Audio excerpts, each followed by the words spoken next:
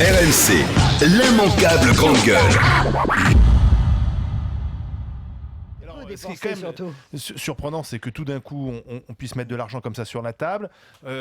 François Hollande avait été assez flou d'ailleurs dans ses vœux, dans la façon dont il allait mettre en place cette formation.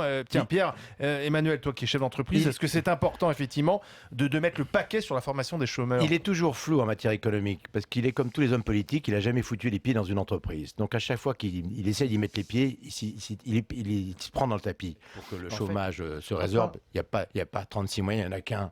C'est de tout fluidifier, de tout flexibiliser, de tout rendre facile, accessible. Le travail aujourd'hui est très compliqué.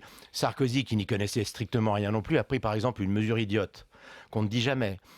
Aujourd'hui, dans les entreprises, on doit garder les personnes jusqu'à 70 ans. Bon, moi, quand j'engage un vigneron à 45 ans, il a très mal au dos. Le garder jusqu'à 70 ans, c'est une gageure, c'est impossible. Et du coup, parce que maintenant, on est obligé de garder les gens jusqu'à 70 ans, on n'embauche plus de jeunes. C'était une loi imbécile, idiote, faite par M. Sarkozy, qui lui non plus n'avait jamais mis les pieds dans une entreprise.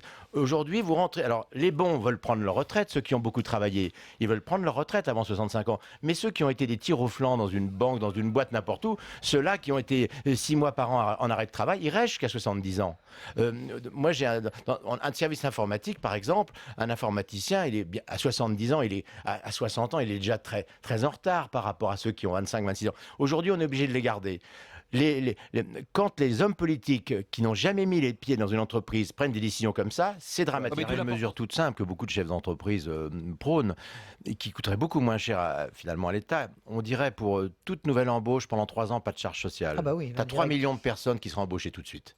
Voilà, tout simplement. Ah ben attendez, dans le plan qu'a annoncé François Hollande, c'était jeudi soir, il y a une prime de 4 000 euros pour une première embauche. C'est pas ça qu'on veut. Mais non, tout ça c'est bidon. Il faut lui dire, parce que dans ce cas-là, on lui dit, mais n'écoute pas. C'est de l'argent qu'on dépense pour rien. C'est le cas. On dépense de l'argent pour rien depuis 20 ans. Depuis 25 ans. C'est pas ça que parce que cette prime, c'est quand même tous les Français qui vont la payer. Les hommes politiques veulent toujours faire des choses que ne demandent pas les chefs d'entreprise. RMC, l'immanquable grande gueule.